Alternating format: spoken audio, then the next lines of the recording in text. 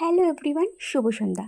তো আজকে আমি তোমাদের সাথে শেয়ার করব জন্মদিনের স্পেশাল উপকরণ পায়েস। এটা ছাড়া কিন্তু জন্মদিন অসম্পূর্ণ। তো জানি হয়তো সকলেই জানো, তো আমি যেভাবে বানাই সেটাই তোমাদের সাথে শেয়ার করলাম। প্রথমে একটি পাত্রের মধ্যে কিছুটা পরিমাণ ঘি দিয়ে আমি পায়েসের যে কাজু কিশমিশটা সেটাকে ভেজে তুলে নেব। দিয়ে এবার চালটাকে দিয়ে দেবো পায়েসের। কিছুক্ষণ নাড়াচাড়া করে আগে থেকে আমি দুধ গরম করে রেখেছিলাম সেটাকে ওর মধ্যে দিয়ে ভালোভাবে কিছুক্ষণ ফুটিয়ে নিয়ে দিয়ে দেবো মেন উপকরণ তেজপাতা। তো এটাকে দেওয়ার পরে আরও একটু স্বাদ আনার জন্য দিয়েছিলাম 1 প্যাকেট আমুল দুধের গুঁড়ো।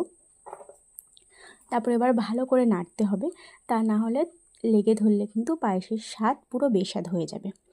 তো এভাবে যতক্ষণ চালটা না সিদ্ধ হবে ফুটিয়ে নিতে হবে। তো চালটা যখন সিদ্ধ হয়ে আসবে তখন কিন্তু আমি দিয়ে দেবো চিনি। তো এখানে কিন্তু মিষ্টিও ইউজ করা যায় বা বাতাসাও দেওয়া যায়।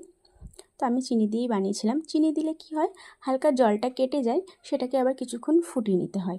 তো তারপরে দিয়ে দিয়েছিলাম কাজু কিশমিশ। তো নামানোর আগ দিয়ে কিন্তু ঘি দিয়ে নামিয়ে নিলেই রেডি হয়ে যাবে পায়েস। পায়েসের সাথে কিন্তু লুচি ছাড়া আমার কাছে অসম্পূর্ণ। তো তোমাদের কার কী খেতে ভালো লাগে অবশ্যই কিন্তু আমাকে কমেন্টে জানিও।